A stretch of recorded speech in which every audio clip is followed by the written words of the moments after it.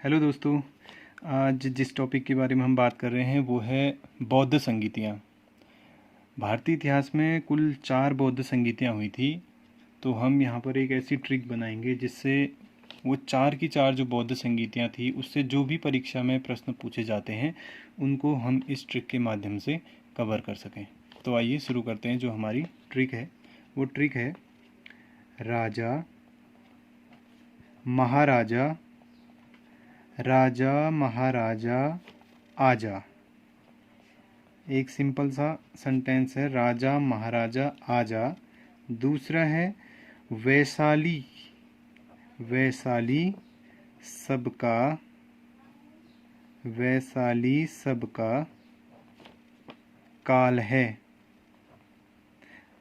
राजा महाराजा आजा, वैशाली सबका काल है।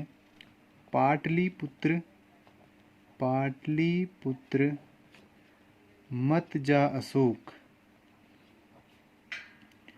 पाटलिपुत्र मत जा अशोक। कुंवर वसु कंगाल है। तो ये हमारी एक ट्रिक है 4 लाइनों की। सिंपल सी ट्रिक है, राजा महाराजा आजा, वैशाली सबका काल है, पाटलिपुत्र मत जा अशोक, कुंवर वसु कंगाल है। तो इस ट्रिक के माध्यम से जो 4 बौद्ध संगीतियाँ अभी तक हुई हैं उनसे जो भी प्रश्न कंपटीशन एग्ज़ाम में पूछा जाता है उसको हम यहाँ पर सॉल्व करने का प्रयास करेंगे। तो इससे जो भी बौद्ध संगीतियाँ निकल के आती हैं इन 4 लाइनों से, उनको हम एक टेबुलर फॉर्म में बना के पढ़ते हैं जिससे हमें आसानी से वो चीज़ समझ में आ जाए। तो यहाँ पर हमने एक टेबल बना लिया है जिसमें कुछ कॉलम है, जिसमें बौद्ध संगीति है, उसका समय है, स्थान है, अध्यक्ष हैं और उसके संरक्षक हैं जिसने बौद्ध संगीति को उस समय संरक्षण प्रदान किया था। तो 4 बौद्ध संगीतियाँ हुई थी, तो हमने क्रम में यहाँ पर 1 2 3 4 इनको नोट कर लिया है। अब आगे जो है वो ट्रिक से हम निकाल के उसमें लिखते जाएंगे। तो यहाँ पर सबसे पहली जो बौद्ध संगीति हुई थी उसका जो समय है वो एक यही चीज़ आपको याद रखना है कि ये 483 ईसा पूर्व में हुई थी, है ना। 483 ईसा पूर्व में पहली बौद्ध संगीति हुई थी। अब स्थान, अध्यक्ष और संरक्षक इस ट्रिक के माध्यम से हम यहाँ पर निकालेंगे। देखिए, पहले जो ट्रिक का पहली लाइन है वो कह रही है राजा महाराजा आजा। तो यहाँ पर जो राजा है उससे पहली बौद्ध संगीति का स्थान बनता है। राजा का मतलब यहाँ पर राजगृह। राजगृह में प्रथम बौद्ध संगीति हुई थी। महाराजा, जो उसके अध्यक्ष थे वो थे महाकश्यप। महाराजा से निकलता है महाकश्यप, उसके अध्यक्ष थे। और आजा, आजा से यहाँ पर निकलता है अजात शत्रु। जो अजात शत्रु थे, जो उस समय शासक थे जिन्होंने पहली बौद्ध संगीति को संरक्षण प्रदान किया था। तो पहली बौद्ध संगीति 483 ईस्वी पूर्व में हुई थी, राजगृह में हुई थी, महाकश्यप उसके अध्यक्ष थे और संरक्षक थे अजात शत्रु। अगला अगर हम देखें दूसरी बौद्ध संगीति, तो जो 483 जो पहली बौद्ध संगीति 483 में हुई थी, इससे आपको 100 साल माइनस करना है। 100 साल माइनस अगर हम करें तो 383 ईसा पूर्व में 383 ईसा पूर्व में हमारी दूसरी बौद्ध संगीति हुई थी।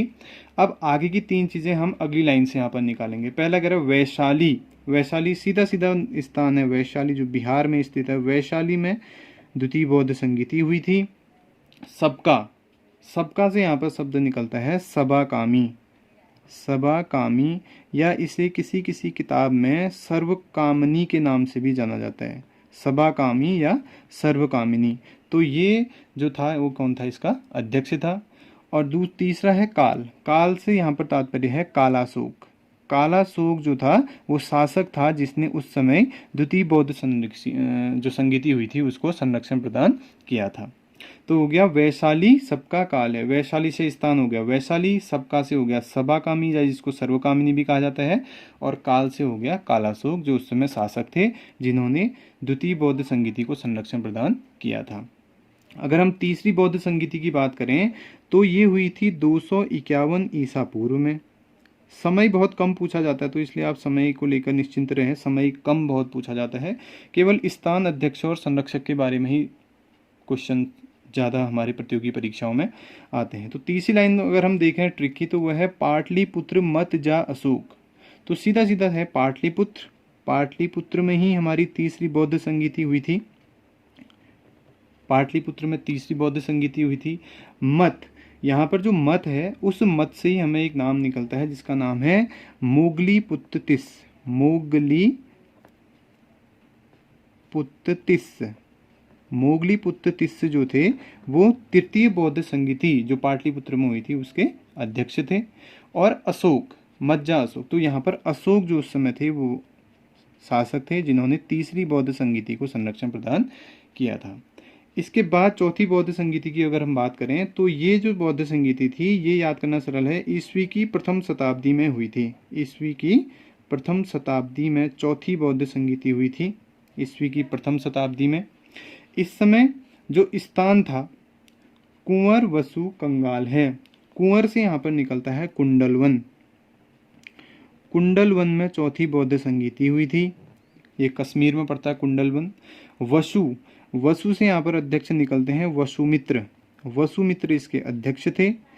और कंगाल से, यहाँ पर कंगाल से अगर हम निकालें तो कनिष्क, कनिष्क वो शासक थे जिन्होंने चतुर्थ बौद्ध संगीति को संरक्षण प्रदान किया था।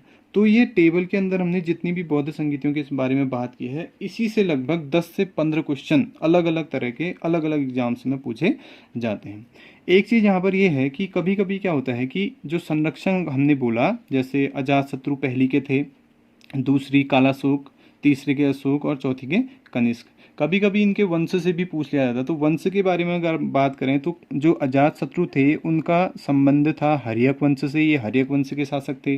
जो कालाशोक ये शिशुनाग वंश के शासक थे, शिशुनाग वंश उस समय भारत में था। तीसरा अशोक, अशोक को सभी जानते हैं कि ये मौर्य वंश के सबसे शक्तिशाली शासक थे, अशोक। और चौथा कनिष्क, कनिष्क कुषाण वंश का सबसे शक्तिशाली शासक था। तो ये इनके वंश से संबंधित हो गए। जो पहले संरक्षण दिया था अजातशत्रु ने वो हर्यक वंश के शासन थे, दूसरे कालाशोक थे शिशुनाग वंश के, तीसरे अशोक थे मौर्य वंश के और चौथे कनिष्क थे कुषाण वंश के। और एक चीज़ और है इसमें कि जो चौथी बौद्ध संगीति हुई थी उसमें जो अध्यक्ष थे वसुमित्र, इनके साथ साथ एक उपाध्यक्ष भी यहाँ पर थे। उपाध्यक्ष की अगर हम बात करें, और बौद्ध संगीतियों में उपाध्यक्ष देखने को नहीं मिलता, प्रश्न भी नहीं आता वहाँ से, इससे प्रश्न पूछ सकता कि उपाध्यक्ष कौन थे, तो वो थे अश्वघोष। अश्वघोष कनिष्क के दरबार के सबसे विद्वान व्यक्ति थे। तो यही जो अश्वघोष थे वो चौथी बौद्ध संगीति में वसुमित्र जो अध्यक्ष थे उनके साथ उपाध्यक्ष के पद पर ये उस समय कार्य कर रहे थे। तो ये एक छोटी सी ट्रिक है, राजा महाराजा आजा, वैशाली सबका काल है, पाटलिपुत्र मत जा अशोक, कुंवर वसु कंगाल है। तो इससे आप जो 4 बौद्ध संगीतियाँ भारतीय इतिहास में हुई हैं उनसे जो भी प्रश्न परीक्षाओं में पूछे जाते हैं उनको आप आसानी से याद कर सकते हैं। आशा ये ट्रिक आपको बहुत पसंद आई होगी। जल्दी मिलते हैं अगली ट्रिक के साथ। धन्यवाद।